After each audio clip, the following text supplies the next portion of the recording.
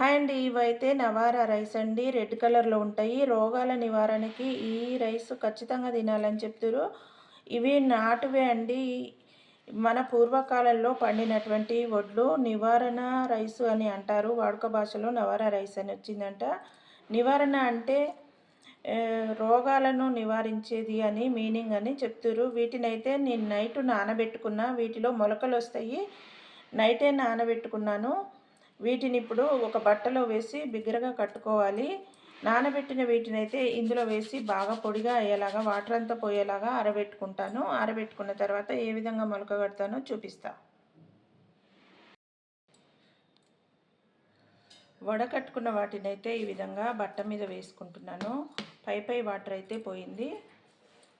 ఈ బట్ట మీద వేసుకున్న వాటిని ఈ విధంగా పరుచుకుంటాను. ఈ తడి మొత్తం పోతే బూజు లాంటిది రాకుండా మంచిగా వస్తాయి మొలకలు. నేను ఇంతకుముందు కట్టి చూసినా నిజంగానే వస్తాయా అని యూట్యూబ్లో మొలకలు వస్తాయి బియ్యానికి అని చూసినప్పుడు ఏమొస్తాయిలే అని అనుకున్నా. సరే ఈ బియ్యం అయితే నేను తెచ్చుకున్నాను కదా, కట్టి చూద్దాము అన్నట్టుగా కడుతున్నాను.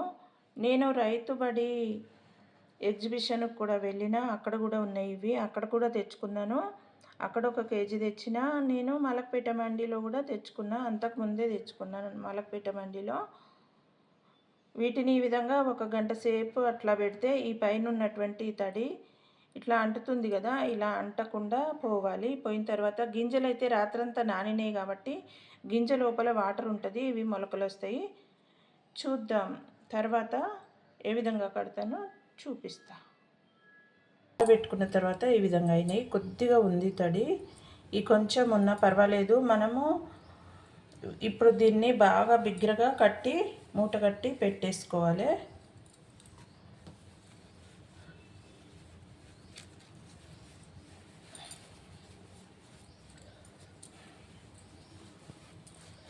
మీ ఇష్టం, ఏ విధంగానైనా గాలి పోకుండా కట్టుకుంటే చాలు. అయితే ఒక 2 మడతలు వేసి ఈ విధంగా కట్టుకుంటున్నా.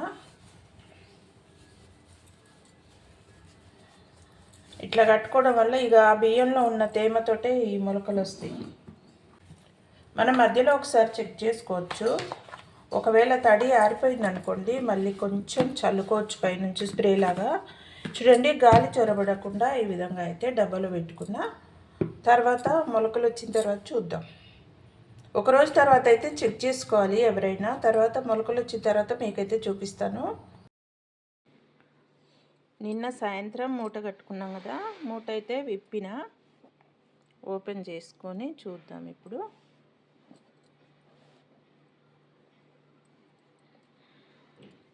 రెడ్ రైస్ మొలకలు, బియ్యంలో మొలకలు వస్తాయి అని చూసి చేశానని చెప్పిన కదా. నిన్న సాయంత్రం ఒకరోజు తర్వాత ఒకరోజు ఒక 8 గంటల వరకు నానబెట్టుకున్నా. తర్వాత నిన్న మూట కట్టుకున్నా. అంటే 24 గంటల తర్వాత నిన్న ఈ టైంకు మూట కట్టేసిన. మళ్ళీ రేపు పొద్దున చూద్దాం. చూసిరు కదా మొలకలు ఎట్లా వచ్చినాయి వడ్లు. ఇందులో కొన్ని వేరే బియ్యం కలిసినాయండి, తెల్ల బియ్యము. అవి మాత్రం రాలేదు. చూడండి, రేపు పొద్దున మళ్ళీ చూపిస్తాను. చూద్దాం. చూడండి, మొత్తం పొడి బారేలాగా చేసుకుని ప్యాక్ చేసినాం కదా. ఇక పొడి పొడిగా ఉంది, బంకలాగా కూడా లేదు. మధ్యలో అయితే ఒకసారి వాటర్ అయితే స్ప్రే చేసుకున్నా. రేపు పొద్దున మళ్ళీ ఏ విధంగా వస్తాయో చూద్దాం.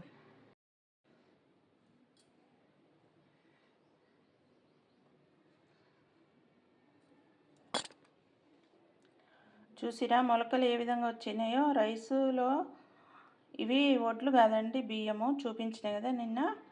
ఈరోజు ఈ విధంగా అయితే మొలకలు వచ్చినాయి, కొంచెం పెరిగినాయి. ఇంకా వీటిని ఎండబెట్టుకుందాం, మరపట్టించుకోవాలి. ఎక్కువ మొలకలు వస్తే మళ్ళీ మంచిగా ఉండదు కదా, అందుకని మీకు చూపించడానికి అయితే ఈ మొలకల్ని చేసిన. చూడండి ఏ విధంగా వచ్చినాయో మొలకలు.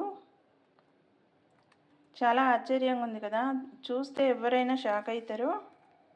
చూడండి మొలకలు ఏ విధంగా వచ్చినాయో. బియ్యానికి ఈ విధంగా అయితే వచ్చినాయండి. నేను కూడా ముందు యూట్యూబ్లో చూసినప్పుడు మొలకలు వస్తాయా బియ్యానికి అనుకున్నా. ఇంకా ఈ మొలక రావడం ఆరంభించింది కదా, వీటిని ఎండబెట్టుకొని రవ్వలాగా చేసుకుంటా. చూసిరు కదా ఏ విధంగా వచ్చినాయో. మీరు వీటిని పండించాలనుకుంటే ఒడ్లు దొరకలేదనుకోండి, ఇట్లా మలపేట మండికి వెళ్ళి తీసుకొని వీటిని మొలక కట్టి పొలంలో వేసుకొని కూడా పండించుకోవచ్చు. చాలా ఈజీగా కూడా పండుతాయంట. ఒకసారి పండించుకున్నాక తర్వాత వడ్లను మొలక కట్టి మళ్ళీ వ్యవసాయం చేసుకోవచ్చు. ఆ విధంగా అన్నమాట. వీడియో నచ్చితే లైక్ చేయండి, షేర్ చేయండి, సబ్స్క్రైబ్ చేయండి.